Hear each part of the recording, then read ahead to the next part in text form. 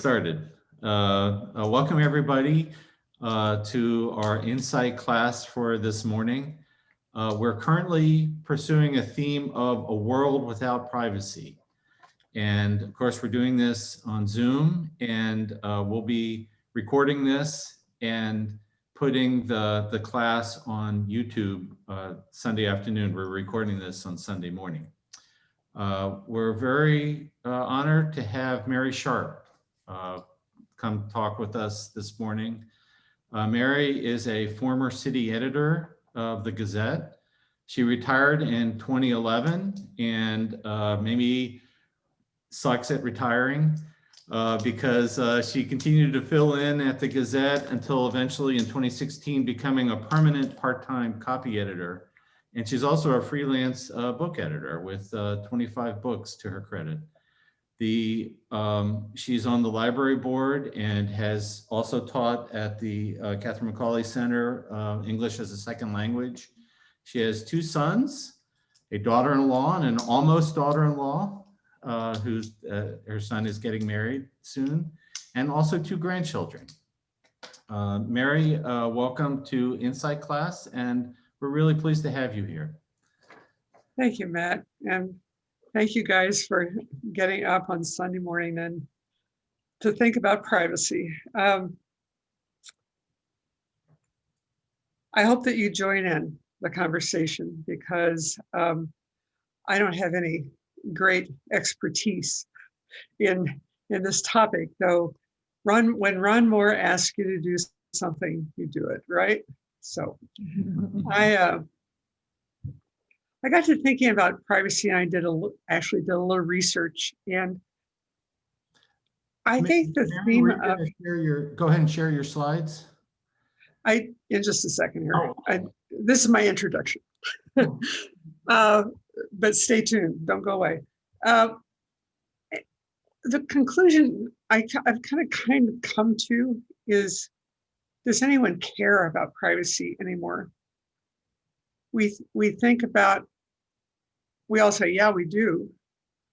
But, you know, we've kind of given it away. One of the statements I found was this: fighting to protect privacy is a chaotic venture. There are a number of technologies, techniques, and workarounds that we can employ, but it's like trying to dig a hole in the middle of a river. That's pretty good, I thought. There's a guy named Simon Garfinkel, wrote a book called Database Nation. And he said the problem right now in this digital world is we don't know how to fight back for our privacy. And he's suggesting that we rethink privacy in the 21st century. That it's not about the guy who wants to watch pornography on the internet. It's about the woman who's afraid to use the internet to organize her community against a toxic dump because she's afraid someone will find out about stuff in her past and embarrass her and use it to discredit what she's trying to do. I'm as bad as anyone. I want my 50-cent fuel saver at Hy-Vee. And so I give them my email, my phone number, a little personal information, and a list, a computerized list of everything I buy at that store and have for the past 5 years. And, I saved $7. I sold my privacy for $7 for a tank full of gas. But I get those coupons for the things that I buy all the time. Same with Walgreens. So, or my points on my credit card. Okay, so we have sold or given away our information. And do we care? Okay, now I'm going to try to do the PowerPoint. Or any thoughts on that, just before we get started here? How many of you have Fuel Saver? Yeah, Yes. it's great. I buy stuff I don't want because it's got good Fuel Saver points. I think about that issue every time I hand over my Fuel Saver card, but I think about, oh, But we do it. Well, shoot, now. I'm trying to share my screen here and let me see here. There we go. Can you guys see that? Yes, we can. You're going to want to go to your display settings and swap the displays. I'm sorry. What, Matt? Yeah. Can you see at the top where it says display settings? No. Up at the top of your screen? Yeah. Well, maybe this will work. Maybe I'll just do this. Okay. All right. And I like this quote. It's a famous quote from the CEO of Sun Microsystems. He said it in 1999. You have zero privacy anyway, get over it. It's kind of a fact of life. No. The David Brin wrote a book called The Transparent Society. And it's kind of interesting what he's suggesting. That the more we attempt to protect our privacy, the more we are sure to lose it.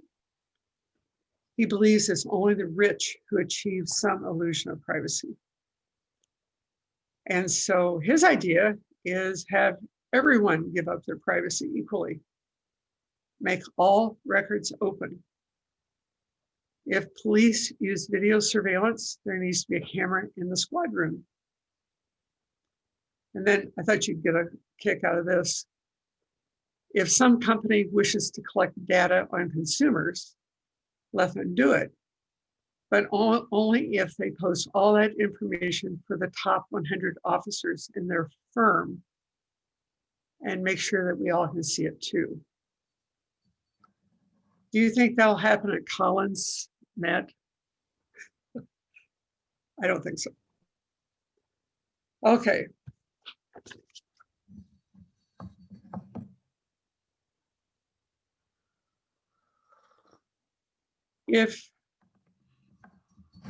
Okay, do we care? Do you care? Your past, and really, we're kind of in the digital ice age right now, that things from about 1998 on are easy to find. So your past up to a point. Your present, Facebook tells us that Matt ran a 10K that. And then you have the instance of Carson King, that wonderful 21-year-old student who went on ESPN asking for beer money and ended up raising $3 million for the Children's Hospital in Iowa City. So a reporter went back, was looking at his tweets from when he was in high school and found what he considered to be kind of a racist joke. And we just thought it was kind of amusing, was going to put it at the end of the story. He asked Carson about it. Carson was embarrassed and he called a press conference. And then it became big news and people were mad at the Register about that, for dredging that up.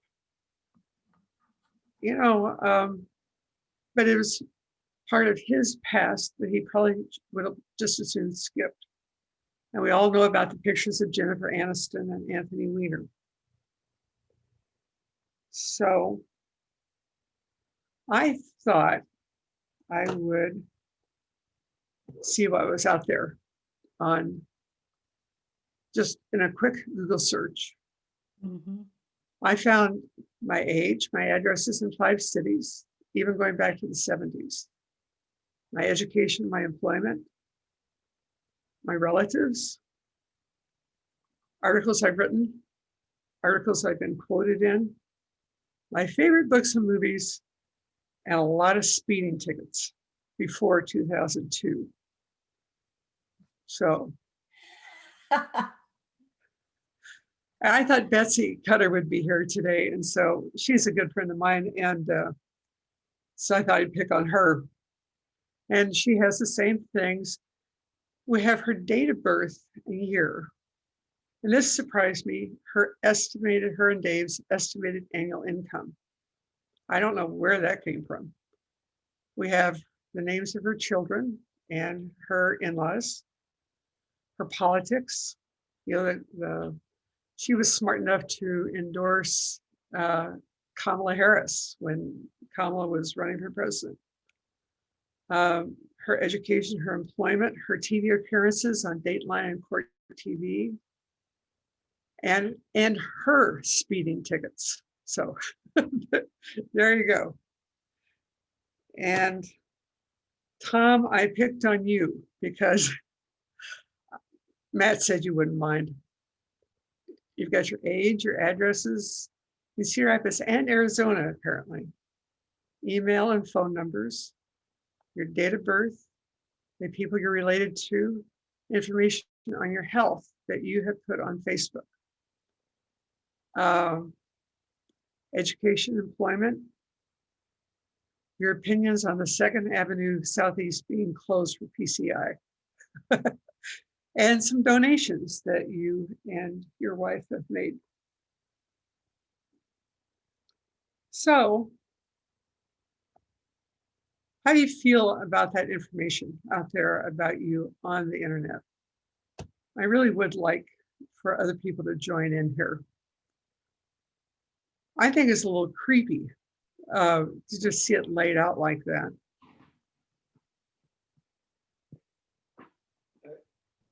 Never backward in voicing an opinion. Yeah. As long as I've shared it already, if I've put it on Facebook, that's fair game. I'm the one who made it public. Addresses in Arizona and Cedar Rapids and phone numbers, past phone numbers, that's all public information anyway. You get that just by looking at old city directories. I'm a little curious about donations. About which Nancy and I try to keep fairly private. Well, it was the African American Museum, and you were listed among the donors, and it shows up in a Google search. Huh. And Okay. you know, the library does the same thing, and so Matt and I and Martha are going to show up there. I just didn't go deep enough into Google, so. Because I try to keep that private too. The Carson King issue is really intriguing to me because the issue of his off-color joke in his youth was not germane to the story of the beer money and really it was unrelated to and I think the reporter kind of knew that, and he wanted to give him a heads up that this was going to be published anyway. And so, I mean, I think it was not really adversarial between him and the Register, but it was just, it didn't seem really related to the story. And then what ended up happening is that reporter's past got dug up, which was clearly not related to the story, but ended up in him getting fired from the Register. So that is just a whole quagmire of issues, I think, related to journalism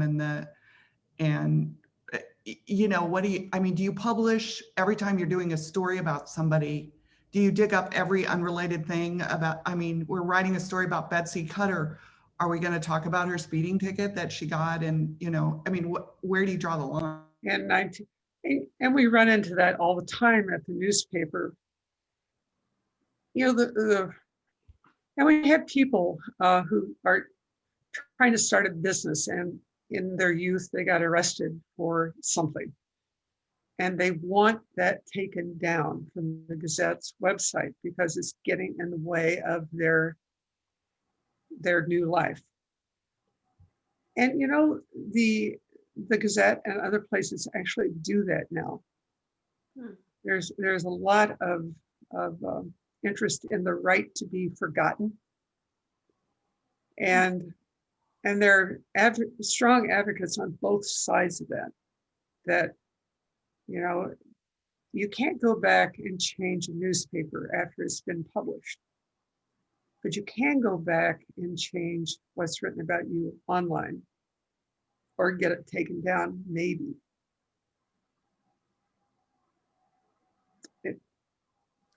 I don't think, go ahead, Tom, I'm sorry.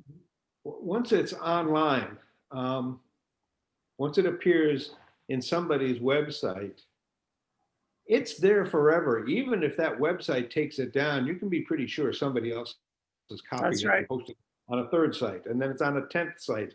And before you know it, it's all over the internet. And you can't, I suppose you could go through site by site, but it would be very difficult to do. And Well, and then you couldn't take it down from those sites. Yeah. I found it frustrating when I was working for the medical society. I would try and find somebody's address and they'd give me a medical office that this doctor had worked at, 10 years ago, but not necessarily the current stuff. You had to plow through all the old information before you could find the accurate information and check it.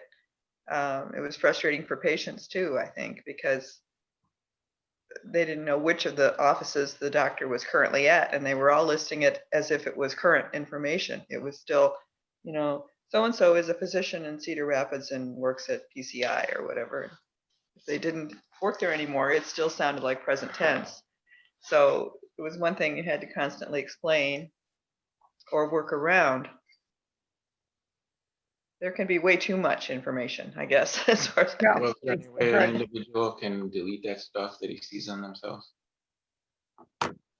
I think there are some programs that let you clean that up, aren't there? That you go in and take out. I was able. There's one that's I can't remember the name of the website, but one that basically has scoured the internet for all mentions of you and puts together profiles that are highly inaccurate, and but they actually have an appeal process that you can go through and get your stuff taken down, which I did because it had me with political affiliations that I don't have and memberships I don't have. So I don't know where it came from. There are a lot of Mary Sharps out there in the world. I'm going to plow ahead here, folks, so we can get through the slides. But I thought this was interesting that you can see this percents right there, that very few of us, we know there's no privacy on the internet, and we're not very confident that retailers, government, or technical companies can keep our information private. But here are some tips about locking down at least some of your online persona.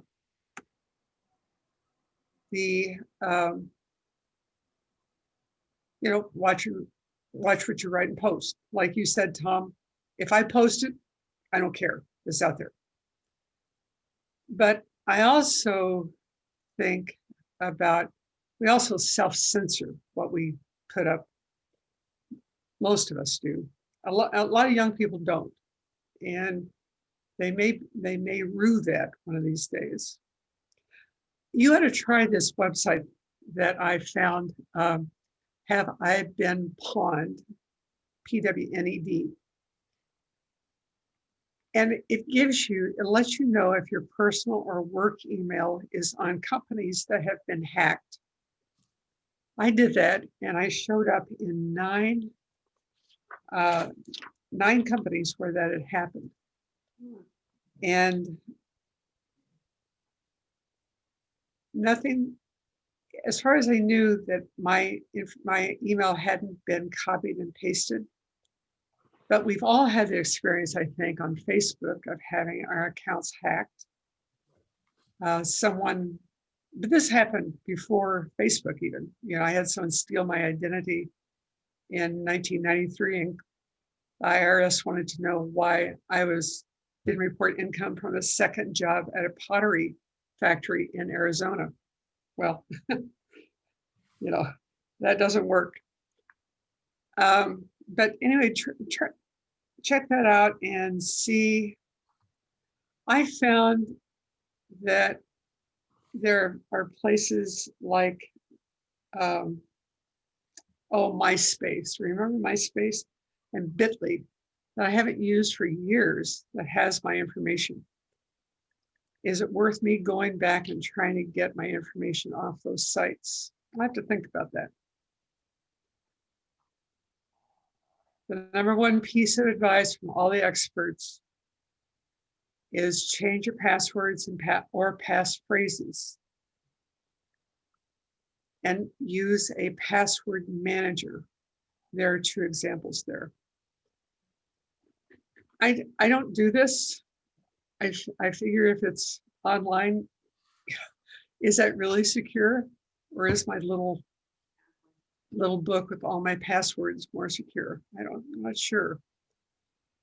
The Gazette has started using passphrases instead of words, where you do something like, Jack and Jill went up the hill. Something easy to remember, but almost impossible to duplicate by a robot.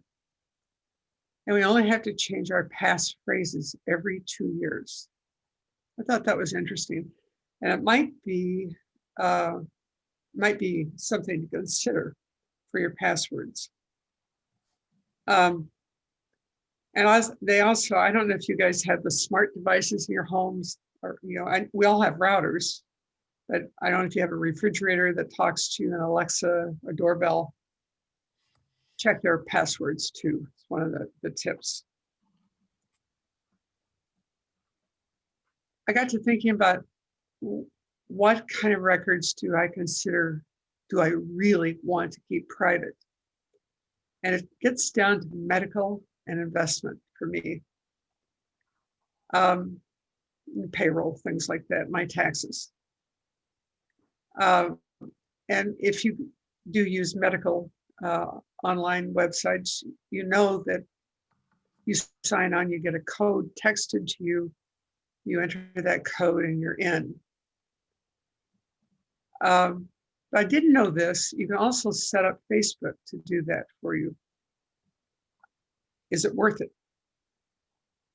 We also use the Google Authenticator in my workplace, which I find extremely clunky, but it's another way. It's another 2-step authentication for email and other sites.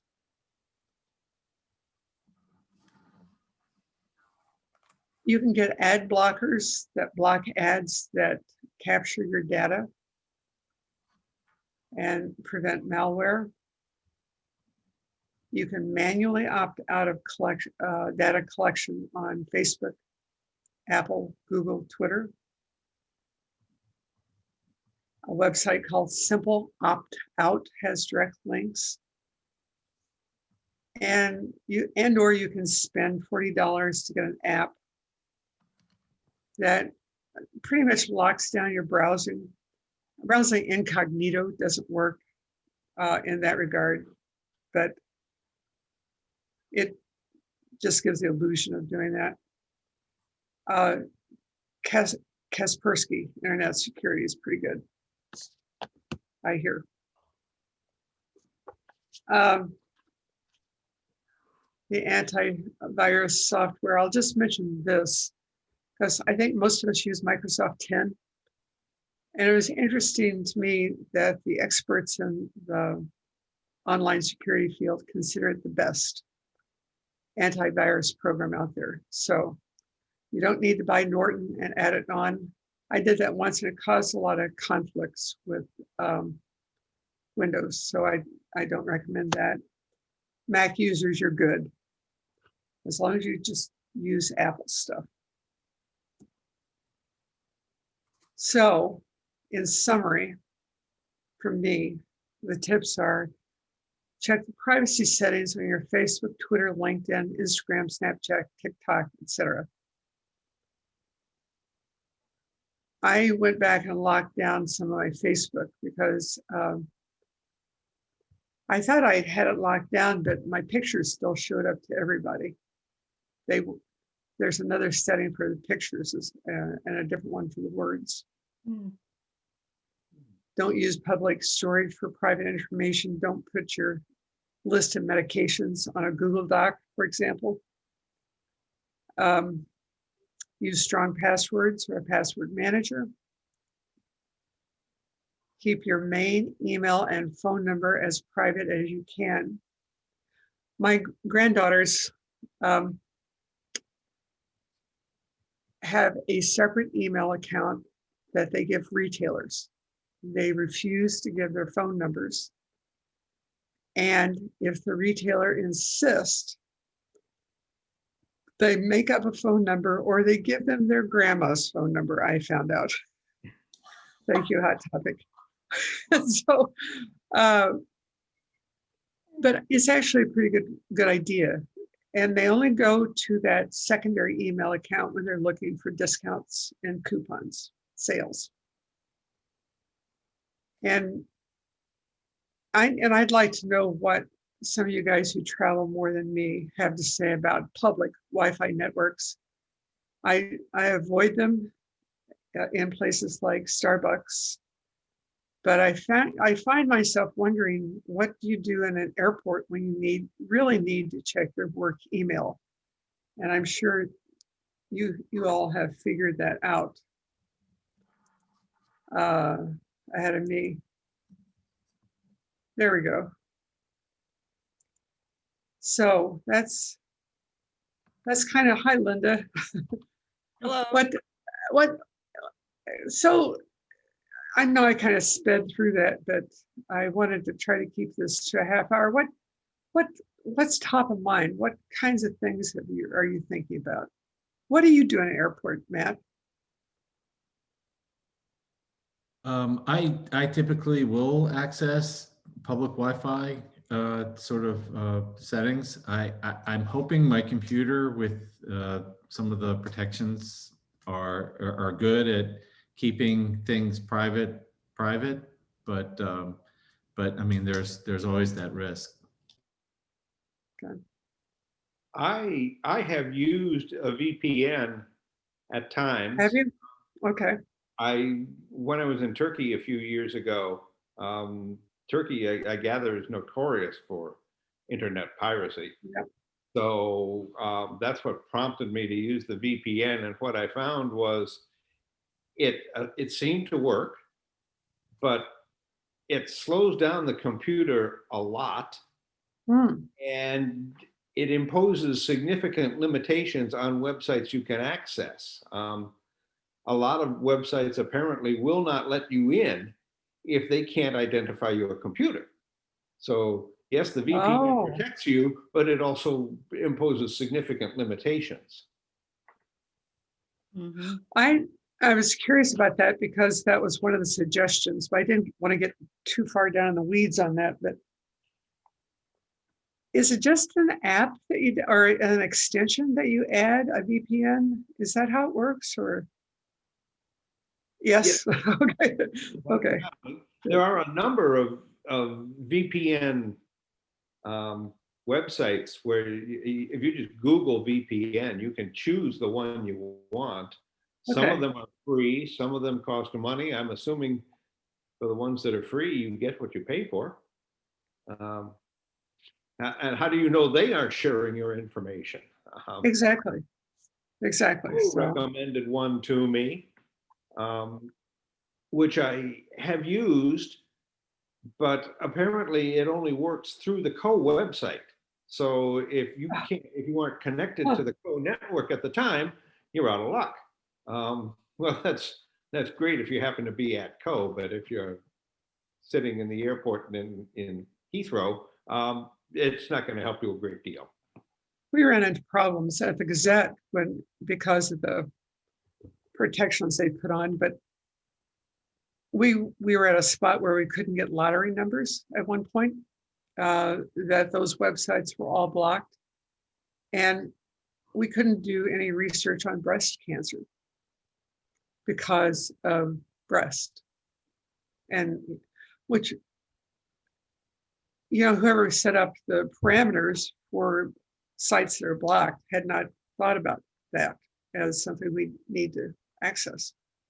So That's a very similar issue to what we deal with in schools, because as you all know, there's federal laws about protecting children on the internet and requiring schools to filter things. So, but students are very clever, and other people with malicious intent are very clever, and they can use VPNs to get around the blocking.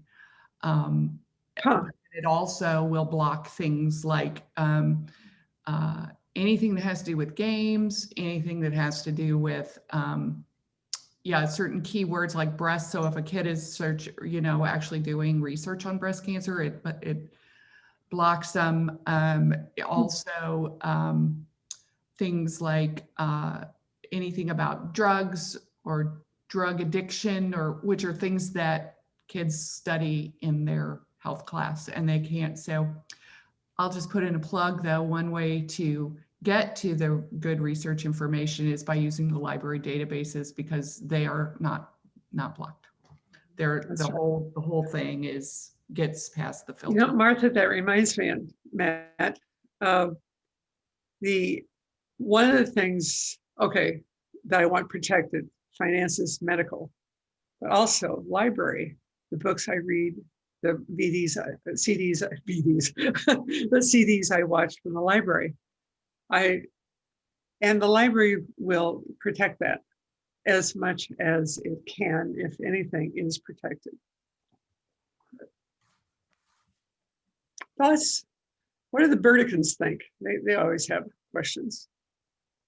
Anything?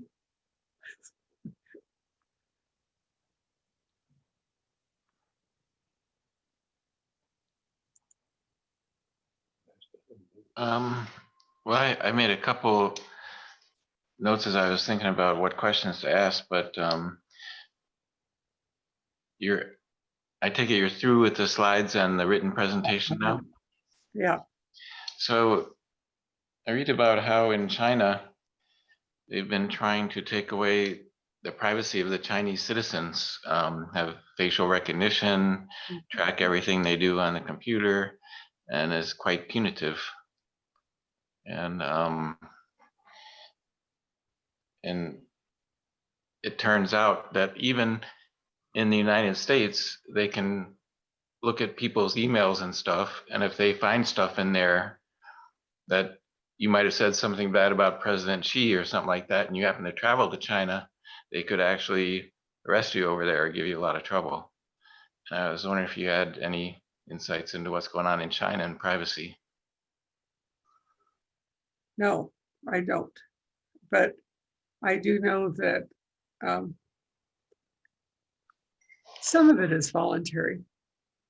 They use it for contact tracing for COVID, where you've been and who you've been with. Which just, that dog won't hunt over here, but I had not heard that about looking at our emails and visiting China. Do any of you have any insight in that? I was in China last fall, and I found it very interesting that I had to have my passport with me. If I visited any place, a museum, got in a taxi cab, you had to show your passport. And, I know it was a way of tracking. And we were careful what we said in our hotel rooms as well.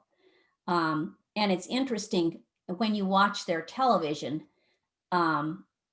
and you're watching the news, which you think it's some CNN or something like that, they just automatically blank out anything that is negative about China.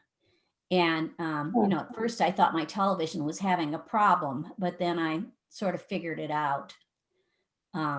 but having to be, I mean, they knew exactly where I was all the time because I had to use my passport to participate in that visit. It was quite interesting.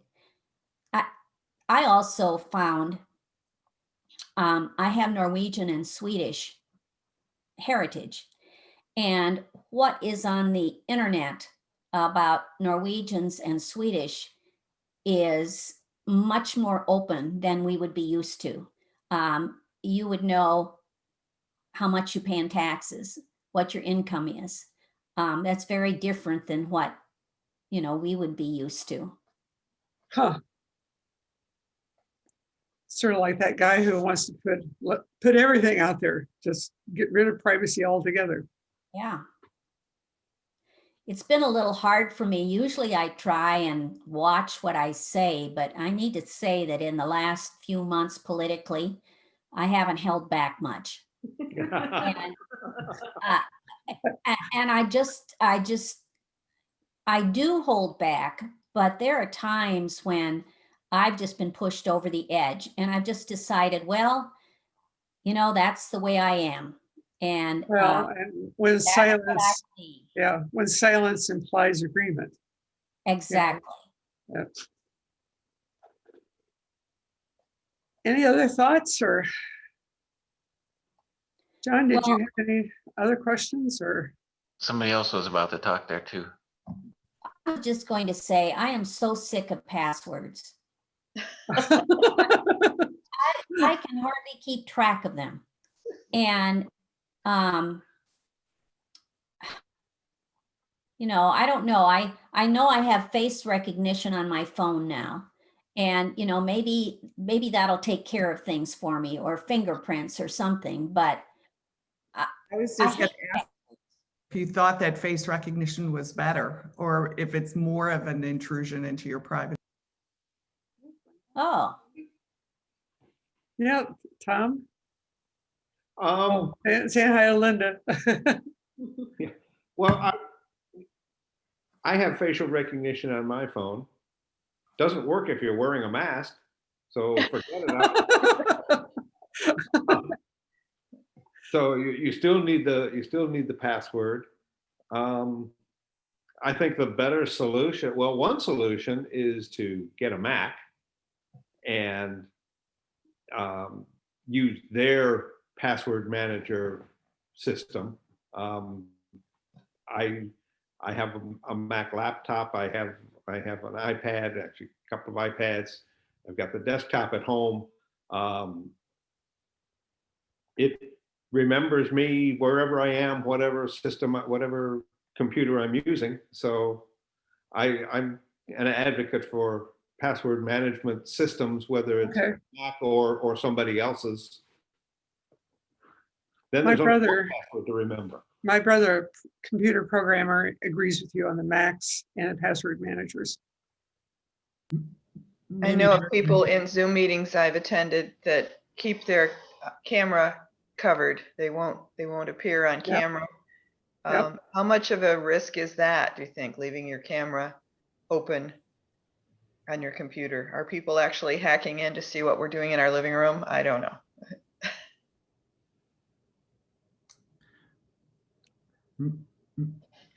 Mary, I was going to suggest that we kind of wrap things up. I didn't mean to interrupt you if you were going to respond to Cynthia's question, but I was thinking it was probably about time to wrap things up. Did Linda have a question? Linda might have had a question. No, I'm sorry. I missed the first half hour, so I wouldn't even know what to ask at this point. Well, it seems like I love your background. Oh yeah, that's a great background. It seems like college professors would have a lot of trouble with privacy issues if the universities they're working for find out they might have said something that's politically incorrect, and then you end up seeing their names in newspapers sometimes, getting backlash or fired and that kind of thing. They haven't ratted me out yet. There was an instance on Facebook this last week from Marty Coniglio. I think he was a weathercaster, a meteorologist in Denver, and he made some comments on Twitter that got him fired. And it, They were anti-Trump, I think. they were anti-Trump, yes, but I don't think they were nasty anti-Trump. It Yeah, was just yeah. like, haven't we had enough of this or something? And he ended up writing an article about what happened to him in Westward, which was sort of an entertainment rag that's published and handed out freely in Colorado, because he just sort of disappeared from their TVs and no explanation was given. I don't know, Mary, if you heard about that case, but No, I thought he was a guy with a lot of integrity. He was our favorite weatherman when we were out there. And after 35 years, he's dismissed because of a Twitter comment. you don't even think about, would the politics of a weather person matter? Really? I can see, where a news anchor, Beth Malicki, shouldn't be putting her politics out there. Yeah. Well, he mentioned that he had been a Republican, was considering himself an independent now or something. So it wasn't like he was some rabid left-wing liberal who Right. was trying to push something. I wondered if it was a Sinclair station. I don't know, but interesting that sort of thing gets people fired. Mhm. Actually, the privacy issue professors are running in right now is with online classes, we cannot require our students to turn on their videos. Mhm.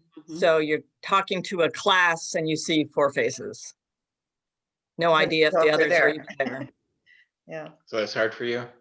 Yes, it's very hard. You have no idea how many people are actually there and the extent to which you're connecting with them at all. Hmm.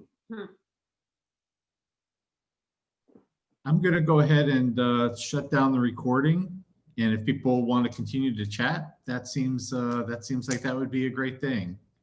But I want to at least end by thanking you, Mary, for being with us and making your presentation. Thank you very much Thank today. you. Thanks. Thank you, Thank you. guys, very Thank much. Thank you, Mary. I- Thank you all. I'm gonna leave. I'm editing another book, so.